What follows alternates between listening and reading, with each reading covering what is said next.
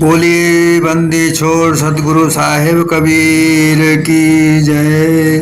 संत समाज की जय। भक्त जनों की जय। साहिब बंदगी, साहिब बंदगी, साहिब बंदगी। सतगुरु कबीर बीजक साखी प्रकरण साखी 340। जन्म मरण बालापना चौथे वृद्ध अवस्था आए। जस मूसा को तके बिलाई असयम जीव घात लगाए।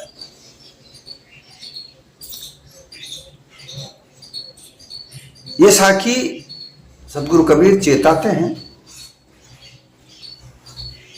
भाई देखो ये जो मानव देह मिली है ये एक दिन छूटनी अवश्य है। मानव देह मिलती है माता पिता के संयोग से। रजवीर गर्भ अवस्था में इकट्ठा होता है, वहां हमारी देह बनती है।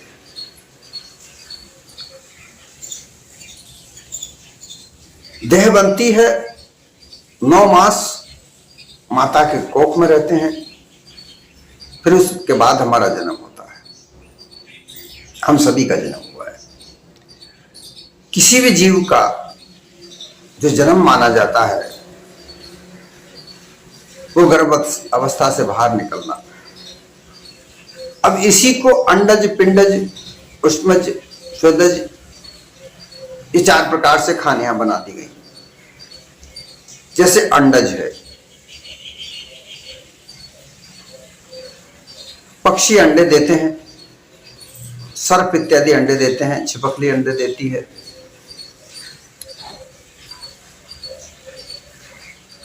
फिर वो अंडों से बच्चे निकलते हैं, अर्थात अंडों से शरीर का उत्पन्न होना। पिंडज, पिंड अर्थात ये जो स्थूल देह है, इस देह से देह पैदा होना। अंडे भी मादा पक्षी देता है। ज्यादातर हम सामने मुर्गियों को देखते हैं, जो मादा मुर्गियां होती हैं वही अंडे देती हैं। इसी तरीके से स्थूल देह में स्त्री पुरुष है, स्त्री पुरुष का भोग होता है। स्त्री के शरीर में गर्भावस्था, गर्भ धारण करने की व्यवस्था है, वहां गर्भ धारण होता है। और वह गर्भ धारण की अवस्था नारी के देह में है, अर्थात पिंड में है। उस पिंड से गर्भ धारण होकर शिशु के रूप में बालक जन्मता है। फिर स्वेदज अर्थात पसीने से जीवों का उत्पन्न होता है। हमारे देह में पसीना आता है, उन पसीनों से कितनी प्रकार के कीटाणु बनते हैं, सूक्ष्म कीटाणु बनते हैं। हमारे मुख के बाहर कितने ही हजार कीटाणु रहते हैं, जो हमारे मुख से बाहर लार निकलती है, उस लार, वह लार उन कीटाणुओं को समाप्त कर देती है। देह पर जो गर्मी पैदा होती है, जो पसीना पैदा होता है, उस पसीने से कितने ही कीटाणु हमारे शरीर पर जमते हैं, जिसमें त्वचा रोग बनता है। उसी रोग से कई तरह के शरीर में रोग बनते हैं। वह रोग में भी कीटाणु ही होते हैं, वो पसीने से होना। उष्मज गर्मी पैदा करके, हालांकि हर खाने में गर्मी से ही बच्चे पैदा होते हैं। जैसे अंडा मुर्गी अपने नीचे रखती है, वहां गर्मी पैदा करती है। और मुर्गी पालने वाले जो मशीन से बच्चों निकलवाते हैं, इनक्यूबेटर से जो बच्चे निकलवाते हैं, हजारों लाखों बच्चे एक रात में निकालते हैं। मुर्गी की उस गर्मी को, टेम्परेचर को अध्ययन करके उसके आधार पर उस मशीन को, इनक्यूबेटर को बनाया गया। 30 सेंटीग्रेड टेम्परेचर अगर रहता है तो मुर्गियां बनती हैं, और 35 सेंटीग्रेड टेम्परेचर हो जाए तो मुर्गा बनता है। वो टेम्परेचर का भी वहां पर अध्ययन है। इसी प्रकार से गर्मी गर्भावस्था में जठराग्नि होती है, उस गर्मी से ही बालक की देह बनती है। गर्मी तो हर जगह है, परंतु केवल गर्मी से ही बच्चे कीटाणु पैदा होना, ये उष्मज खान जो बताई गई है। जैसे गेहूं, ज्वार, बाजरा ये साफ करके किसान किसी कोठरी में बंद करके रख देता है। उस अनाज की गर्मी से उस अनाज में कई प्रकार के कीड़े मकोड़े पैदा होते हैं, ये गर्मी से पैदा होते हैं। इसी तरीके से गर्मी की कई तरह की स्थितियां बनती हैं, और उनसे कीड़े मकोड़े, कीटाणु, कीट पतंगे, भृंग ये जन्म लेते हैं।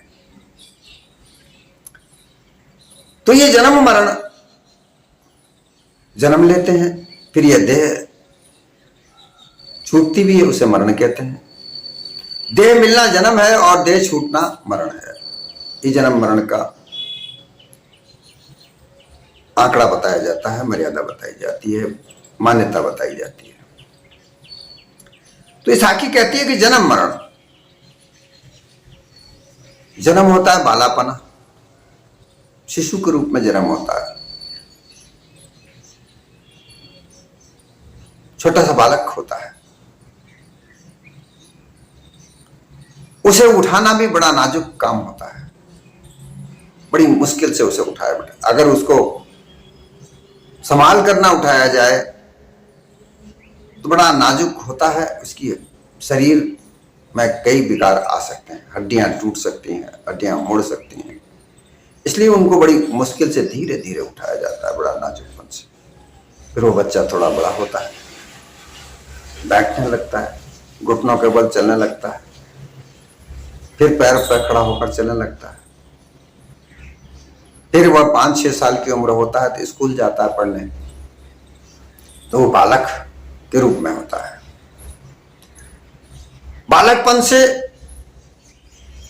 बालकपन में जब वो रहता है, उसे किसी प्रकार का कोई सांसारिक ज्ञान नहीं होता। वो उसके पास के वातावरण को ही जान पाता है। माँ के पास वो अधिक रहता है तो माँ को ही वो जानता है। माँ अगर उससे थोड़ी सी दूर हो जाए तो वो रोने लगता है, बिलबिलाने लगता है। अन्य के किसी के गोद में वो नहीं रहता, वो रोने लगता है। जब माँ की गोद उसे मिलती है तो वह शांत हो जाता है, क्योंकि माँ से लगाव होता है, माँ के आंचल से वो दूध पीता है। क्योंकि भूख तो सबको लगती है, छोटा बालक होता है उसको भी भूख लगती है, तो उसको दूध पिलाया जाता है। माँ उसे अपने आंचल से दूध पिलाती है और उसी की वजह से वो माँ के ज्यादा पास रहता है। तो जब वो छोटा होता है, 5-6 साल तक का बच्चा जब होता है, 3 साल तक का तो बहुत ही ज्यादा माँ के इर्द गिर्द होता है, माँ के बगैर नहीं रह सकता, क्योंकि माँ से उसे दूध मिलता है, दुलार मिलता है, स्नेह मिलता है, स्पर्श मिलता है। फिर वो बच्चा जब 4-5 साल 6 साल का हो जाता है तो फिर माँ से थोड़ा दूर जाता है, स्कूल जाने लगता है। स्कूल में उसे मित्र मिलते हैं, साथी मिलते हैं, और लोगों की जानकारियां उसे मिलती है, पढ़ाई की जानकारी उसे मिलती है, अक्षर ज्ञान उसे मिलता है, पढ़ने लगता है। इसमें उसका बालापन शुरू होता है और फिर धीरे धीरे वो किशोर अवस्था तक पहुंचता है, जहाँ पर खेल कूद जो भी उसकी शिक्षा दीक्षा का स्तर बढ़ता चला जाता है। ऐसे करते करते वो युवा हो जाता है। युवा होते होते उसका सांसारिक ज्ञान बढ़ जाता है। उसे यह पता लग जाता है कि स्त्री होती है, पुरुष होता है, स्त्री पुरुष का मिलना होता है, भोग होता है। कई बालक तो स्कूल में ही भोग की बातें सीख जाते हैं, और सीखना भी चाहिए। आजकल तो स्कूल में सेक्स एजुकेशन भी दी जाती है। ये इसलिए दी जाती है कि वो जागरूक हो जाए, जागरूकता उसमें सेक्स के प्रति आ जाए। क्योंकि ऐसी अवस्था में बहुत सारी बीमारियां, बहुत सारी चीजें सीखनी चाहिए, बहुत सारी वस्तुएं सीखने की भी आवश्यकता होती है, जानने की भी आवश्यकता होती है। क्योंकि अगर वो जाना नहीं जाए तो कई तरह के रोग ग्रस्त हो जाते हैं, कई तरह की भ्रांतियां पैदा हो जाती हैं। इसलिए सेक्स एजुकेशन भी दी जाती है। अब ऐसी अवस्था में से निकलकर जब युवा होता है तो फिर युवा अवस्था को प्राप्त करके, शिक्षा ग्रहण करके उसे पता लगता है कि भाई धन कमाना है, धन के बगैर कुछ नहीं होता। क्योंकि उसे परिवार वाले भी अग्रसर करते हैं कि भाई धन, हमने जो धन कमाया, तुम्हें पढ़ाया लिखाया, बड़ा कर दिया, अब तुम भी धन कमाओ अपने परिवार को चलाने के लिए। फिर वो धन की ओर अग्रसर होता है। अच्छे संस्कार अगर उसे मिले तो धन अच्छे तरीके से कमाता है, और संस्कारों में कहीं कहीं विकृतियां आ जाए तो वो धन कमाने के लिए गलत रास्ते अपनाता है और खूब धन कमाता है। धन कमाता है, साधन जुटाता है, भोग की ओर आकर्षित होता है, कई तरह के विषय आकर्षित हो जाता है, विषय वासनाओं में लिप्त हो जाता है। लालच, लोभ, काम, क्रोध, ये सब उसमें जागृत हो जाते हैं। छल, कपट, पाखंड, ये सब उसके जीवन में लागू हो जाते हैं, और वो अपने आप को भूलकर इस वातावरण में घुस जाता है। धीरे धीरे 50 साल के बाद में बुढ़ापा आने लगता है, और फिर 60 साल के बाद में वृद्ध हो जाता है। वृद्ध हो जाता है, शरीर उसका साथ नहीं देता, वो शारीरिक बल उसमें नहीं रहता, और फिर वह शरीर छोड़ने की स्थिति पर आ जाता है और यह देह छूट जाती है। ये इस जीवन की यात्रा है। इस यात्रा को बड़े अच्छे तरीके से सदगुरु कबीर का एक शब्द समझाता है। जन्म तेरे बातों ही बीत गयो, तूने कबहु न राम कहो। कई कई जगह कृष्ण कहो भी कहते हैं। तो केवल बातचीत करने में ही तुम्हारा जन्म बीत गया। मानव तन तो मिला तुम्हें मोक्ष प्राप्त करने के लिए, लेकिन तुमने मोक्ष प्राप्त नहीं की, तुम तो बंधन में ही पड़े रहे। मोक्ष का तात्पर्य यह है कि मोह से छूट जाए, मोह का क्षय हो जाना मोक्ष कहलाता है। लेकिन तुम तो मोह बंधन में बंधे रहे।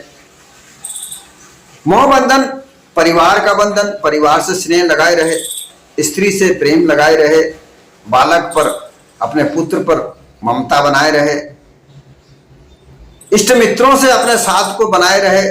उनके साथ में धोखाधड़ी भी करनी पड़ी तो किया, धोखा किसी को देना पड़ा तो दिया, छल कपट पाखंड से गुजरे तो गुजरे, लेकिन तुमने अपने दोस्तों का साथ नहीं छोड़ा। कोई गलत कार्य भी करना पड़ा तो करे, और धन कमाना, ऊंचे पद प्राप्त करना, मान सम्मान प्राप्त करना, इसी में तुम्हारा जीवन बीत गया। लेकिन तुमने कभी राम नहीं कहा। तात्पर्य, जो रमैया राम है उसको नहीं बोला, उसको नहीं जाना, उसको जानने के लिए किसी से नहीं पूछा, उसको जानने के लिए किसी से बोला नहीं, बात नहीं की कि भाई ये रमैया राम है क्या। राम राम तो सब करते हैं, लेकिन उसको जानने के लिए किसी से नहीं बोला कि हमें उसका भेद तो बताओ, ये कभी नहीं बोला। फिर कहा 5 वर्ष का भोला भाला। मैंने कहा कि 5 साल तक का जो बालक होता है वो भोला भाला होता है, उसे सांसारिक जीवन का कोई पता नहीं होता। लेकिन जैसे ही आगे बढ़ता है और आगे बढ़ के शिक्षा दीक्षा में आगे बढ़ता है, 20 साल का जैसे ही होता है तब उसको सांसारिक भोगों का पता लगता है, धन कमाने के साधन का पता लगता है। अविद्या से कमाया हुआ धन अविद्या का साधन, चोरी चकारी जुआ व्यभिचार छल कपट पाखंड ये अविद्या के साधन है। विद्या के साधन है शिक्षा ग्रहण करके अच्छा से अच्छा साधन बनाए, नौकरी चाकरी व्यवसाय ये करे। लेकिन ज्यादातर अविद्या में फंसे, विद्या ग्रहण करने के बाद में भी लोग अविद्या में फंसे रहे। खूब सारा धन कमाने की इच्छा हुई और जैसे ही 25 साल का हुआ, मगर 25 ही माया कारण देश विदेश गए। जब 25 साल की उम्र हो जाती है तो मकड़ जाल में फंस गया। मकड़ 25,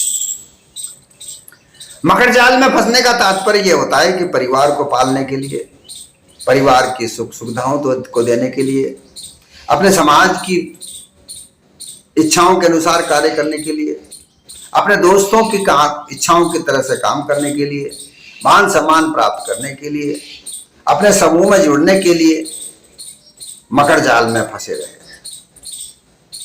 अर्थात कई तरह के वाणी जाल में फंसे रहे, कई तरह के छल कपट पाखंड के जाल में फंसे रहे और इसके लिए धन कमाने के लिए देश विदेश खूब घूमे। लेकिन कभी भी तुमने रमैया राम के बारे में किसी से नहीं पूछा, किसी से नहीं कहा कि मुझे रमैया राम की जानकारी तो ये राम है क्या, नहीं पूछा। फिर कहा है 30 वर्ष की अब मत उपजी मन में लोभ बढ़ो। 5 साल तक खूब भागदौड़ की, फिर स्थायी रूप में स्थित हो गए। 30 साल की स्थिति में अनुभव पैदा हुआ तो स्थित होकर के अपना कार्य करने लगे।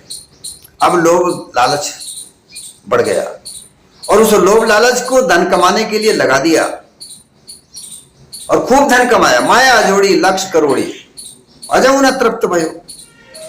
खूब माया जोड़ी, खूब साधन संपन्न हुए, बड़े से बड़े मकान बनाए, जायदाद बनाई, साधन जुटाए, लेकिन अभी भी तृप्त नहीं हुआ। संतोष धन कभी नहीं कमाया। इसी में वो अपने जीवन को बिताता रहा, लेकिन कभी भी ये नहीं कहा कि रमैया राम के बारे में मुझे बताओ। किसी से नहीं पूछा, कभी नहीं बोला कि रमैया राम है क्या, मुझे समझाओ। बस उस धन कमाने के धुन में लगा रहा। फिर कहा 60 वर्ष की भई अवस्था कपनित कंठ रहे। जब शरीर बुढ़ापा के तरफ बढ़ता है, जब जवानी होती है, जवान होता है, युवा होता है, तो शरीर में कफ पित्त और वात ये तीनों का सम्मिश्रण बराबर से होता है। जब ये बराबर होता है तो कोई रोग नहीं पैदा होता। इन तीनों से कफ और वित्त, जैसा पित्त होता है, कफ होता है और श्वास, ये तीनों के बराबर संतुलन से ये देह चलती है। इसकी घटाबढ़ी से रोग बनते हैं। पित्त रोग हो जाए कब्ज होने लगती है, श्वास रोग हो जाए तो श्वास रोग पैदा होने लगते हैं, कफ ज्यादा बढ़ जाए तो क्षय रोग पैदा होने लगते हैं। बुढ़ापा आते आते पित्त कम होता है, श्वासा कमजोर पड़ जाती है तो शरीर में कफ जमने लगता है, श्वास नली में कफ जमने लगता है। तपनित कंठ रहे हो, कंठ में तपत बढ़ जाती है। फिर बोलने की अवस्था कम हो जाती है, शक्ति कम हो जाती है, सुनने की क्षमता कम हो जाती है। तपनित कंठ रहे हो। संतों की संगत कबहू न कीनी, वृथा ही जन्म गए। परंतु कभी संत सेवा नहीं की, संतों की संगत नहीं की ताकि वो राम को जान सको, रमैया राम को जान सको, इसलिए संतों की सेवा करनी पड़ती है। लेकिन वो संगत तो तुमने की ही नहीं, तुम तो कुसंगत में लगे रहे और उस कुसंगत में फंसे फंसे बुढ़ापा आ गया, बीमार हो गए, शरीर ने अपना साथ देना छोड़ दिया। असमर्थ होकर पड़े रहे खाट पर। माया जोड़ी लक्ष्य करोरी, अजम न तृप्त गए। खूब सारी माया। अब इस माया का क्या करें? जो तुम्हारे पुत्र कलत्र हैं वो सामने आकर खड़े हो गए, भाई हमें दे दो, मरने वाले हो, क्या करोगे इसका? मर जाओगे तो छोड़ जाओगे तो हम बैंकों के इनके चक्कर काटते फिरेंगे, इसलिए हमें पहले ही दे जाओ। छाती पर आ बैठते हैं। जो त्रिया तुम्हारी सुंदर होती है, जो तुमने उसके लिए जीवन व्यतीत किया, वो खुद कह देती है कि इन पुत्रों को दे जाओ, मर जाओगे तो ये बच्चे परेशान हो जाएंगे। वो भी तुम्हारा साथ नहीं देती। अगर तुमने संतों की सेवा की होती, संतों का संग किया होता, तो रमैया राम को जान लिया होता, तो यह स्थिति पैदा नहीं होती। क्यों नहीं होती? कि तुम अपने आप को जान जाते, और जब अपने आप को जान जाते तो इस धन का, इस साधन का जो तुमने इकट्ठे किए, उन सब का बोझ तुम हल्का कर देते। पहले से पहले व्यवस्था कर देते कि भाई ये पुत्र तुम्हारे हैं और तुम अपने संभालो, मैं संतों की सेवा में लगता हूं। लेकिन तुम्हारा मोह नहीं छूटा। धन के प्रति मोह, परिवार के प्रति मोह, इष्ट मित्रों के प्रति मोह, ये मकर जाल में फंसे रहे, तुम छूटे ही नहीं।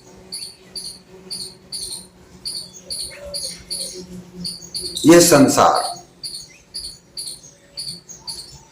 स्वार्थ का गर्जी, झूठा ही ठाठ रचो। ये संसार झूठा है। झूठा क्यों है? ये स्वार्थी है। तुम भी स्वार्थी हो। तुमने भी तुम्हारे स्वार्थ के साथ में संसार बनाया। तुम भी स्वार्थी हो। संसार के हर आदमी स्वार्थी है। उन्हें परमार्थ कभी नहीं किया। अगर परमार्थ करते तो सच्चा रास्ता बनाते, मोक्ष का रास्ता चुनते, लेकिन तुमने तो स्वार्थ ही स्वार्थ चुना, इसलिए बंधन में बंधे रहे। कहे कबीर, समझ मन मूर्ख, वृथा ही जन्म गए। ये सब मन को समझाने वाली बात है, क्योंकि मन के किए हार है, मन के किए जीत है। जो भी कुछ किया, जो मन के द्वारा किया, तुम तो कुछ नहीं कर पाए। मन को समझाया ही नहीं। अगर रमैया राम को जान जाते, राम के लिए कहते कि मुझे राम का भेद बताओ, ऐसा कहते, ऐसा बोलते, और उस भेद को तुम जब जान जाते तो तुम निर्द्वंद हो जाते, निर्बंधन हो जाते, और जब ये देह छूटने को होती तो तुम सहर्ष खुश होकर के इस देह को छोड़ते। लेकिन तुमने ऐसा नहीं किया। ये साकी भी यही बात कहती है कि चारों पन, बालपना, किशोरपना, युवा और वृद्धपना तुमने लोभ लालच में ही खो दिया। और अब इस लोभ लालच में कई लोगों को तुमने सताया, कई लोगों के साथ बुराई बांधी, कई लोगों का भला भी किया, लेकिन ज्यादातर लोगों को तुमने सताया। अब वो सताए वाले लोगों की जो बुराइयां हैं वो तुम्हारे साथ में इर्द गिर्द घूमती हैं। और जब देश छोड़ने की बात आती है तो सारी बुराइयां तुम्हारे सामने आती हैं। तुमने क्या क्या किया, कैसा कैसा कार्य किया, वो तुम्हारे समक्ष आती हैं। जब तुम शैया पर पड़े रहते हो, कुछ नहीं कर पाते, देह छोड़ने के कुछ ही दिन बाकी बचते हैं, वो सारी पुरानी फिल्म तुम्हारे सामने चलती है। तुमने किस किस के साथ धोखा किया, किसके साथ छल किया, किसको लूटा, किसको घसीटा, किसको परेशान किया, ये सारी चीजें तुम्हारे सामने आती हैं। अब वो सारी चीजें तुम्हें परेशान करती हैं। हाय मैंने ऐसा काम नहीं किया, हाय रे मैं क्या करूं, ये तो मुझे परेशान, और तुम्हारे प्राण अटके रहते हैं। तुम उनके बारे में सोचते हो कि मैंने ऐसा क्यों किया, मैंने राम के बारे में नहीं जाना, मेरे अपने आप के बारे में नहीं जाना, मैंने छल कपट पाखंड की जिंदगी बिता दी, मैंने कभी परोपकार नहीं किया। पछतावा होते हो। कुसंग में लगे रहो, सत्संग से कियो ना हेत। अब पछताया क्या होते जो चिड़िया चुग गई खेत। तुमने कभी सत्संग से हेत नहीं किया, कुसंग में ही लगे रहे। अब ऐसी दशा में क्या होती है कि जस मूसा को तके बिलाई, जिस प्रकार से बिल्ली चूहे को खाने के लिए अपनी ताक लगाए रहती है, घात लगाए बैठी है, और जब भी देखती है कि उसको चूहा उसकी पकड़ में आ जाएगा, ऐसा स्थिति पे पाती है, झपट्टा मार के चूहे को पकड़ लेती है, खा जाती है। इसी तरीके से देह छोड़ने के समय यम, मान्यताओं के अनुसार यमदूत आते हैं, प्राण को निकाल कर ले जाते हैं, ऐसी मान्यताएं हैं। लेकिन कहां ले जाएंगे? ले जाकर कहां ले जाएंगे? झूठी मान्यताओं के अनुसार आसमान में कहीं स्वर्ग नरक बना रखे, वहां ले जाएंगे, लेखा जोखा लेंगे। ऐसा कुछ नहीं होता। जो भी कुछ होता है वो यही होता है। जड़ अध्यास में बंधे हुए तुम वही विचार करते रहते हो कि हाय रे, हमने ऐसा क्यों किया। अपने चेतन स्वरूप को नहीं जान पाए।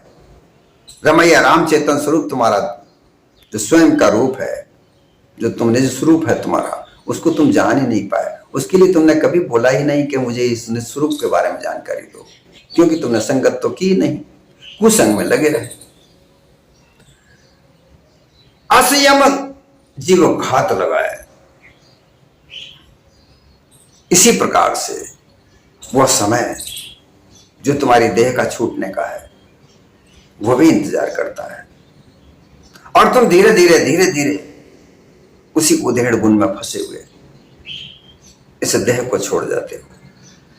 जिस कार्य के लिए आए थे मोक्ष प्राप्त करने के लिए, वो तुम्हें प्राप्त नहीं होती। इसलिए सदगुरु कबीर इस साखी के द्वारा तुम्हें समझाते हैं, सभी को समझाते हैं, ये मानव देह उत्तम है, उत्तम कार्य करो, मोक्ष पद को प्राप्त करो। ये जो तन है, ये जो मानव तन, उत्तम तन है, ये तुम्हारा साधन है। इस साधन से मोक्ष पद को प्राप्त करो। ये कर्म भूमि है मानव की, और इसी मानव देह को हंस कहा है। पशुआ कर्मों को त्याग कर मानव सद्गुणों को धारण करके मोक्ष पद को प्राप्त करो। मोक्ष पद क्या है? मोह का क्षय हो जाना, मोह का मिट जाना, यही मोक्ष है। और जब ये जो पद मिल जाएगा तो तुम अपने निज स्वरूप को प्राप्त कर पाओगे। निज स्वरूप को प्राप्त करने के बाद में किसी और की इच्छा नहीं रह जाती। छल कपट पाखंड ये सब छूट जाते हैं, निरीच्छा हो जाते हो, जीवत मुक्त हो जाते हो। फिर किसी बंधन में नहीं बंधे रहते। लेकिन तुम बंधनों में बंध कर ही जाना चाहते हो, क्योंकि लोभ लालच तुम्हारा साथ नहीं छोड़ता। इस लोभ लालच में बंधे पड़े रहते हो, और फिर जब अंत में स्थितियां खराब होती हैं, तुम्हारे अनुकूल नहीं रहती हैं, तुम पछताते हो। फिर पछताने से क्या होता है? कुछ नहीं होता। इस सतगुरु कबीर इस साखी के द्वारा चेताना चाहते हैं कि समय रहते चेत जाओ और अपने निज स्वरूप को जान जाओ। जड़ अध्यास में मत बंधे रहो। तरह तरह की मान्यताओं में बंधे रह करके, झूठे मत पंथों में उलझ करके तुम अपने इस अवसर को क्यों खोते हो? यह अवसर दोबारा दोबारा नहीं मिलता, एक बार मिलता है। और एक बार इस अवसर का लाभ लेना है तो मोक्ष पद का लाभ लो। धन का लालच, भोग पदार्थों का लालच, ये तुम्हें बंधन में डालता है, और इस बंधन में बंधे हुए तुम निर्विकल्प नहीं हो सकते। विभिन्न प्रकार के स्वरूपों में उलझकर तुम अपने रूपों को नहीं जान सकते, अपने निज स्वरूप को नहीं जान सकते। संसार में मायावी रूप कई तरह के हैं, जो झूठी मान्यताओं के अनुसार निर्माण किए गए हैं तुम्हें गुमराह करने के लिए। इनमें से निकलो, इनसे निकलकर अपने निज स्वरूप को प्राप्त करो। जितने भी, जिस स्थिति में भी तुम हो, उस जगह से जागृत हो जाओ, जहां भी हो। क्योंकि ये देह तो छूटनी ही है, जो मिली है यह देह छूटनी अवश्य है। ये हमेशा अमर नहीं रहती, लेकिन तुम तो अमर हो, तुम अविनाशी हो, तुम्हारा जन्म मरण थोड़ी होता है। इसलिए इस बात को समझकर, सोच कर, विचार कर अपने निज स्वरूप को प्राप्ति के लिए प्रयास करना आरंभ कर दो। किसी पार की संत के शरण में जाकर के उसकी संगत करो,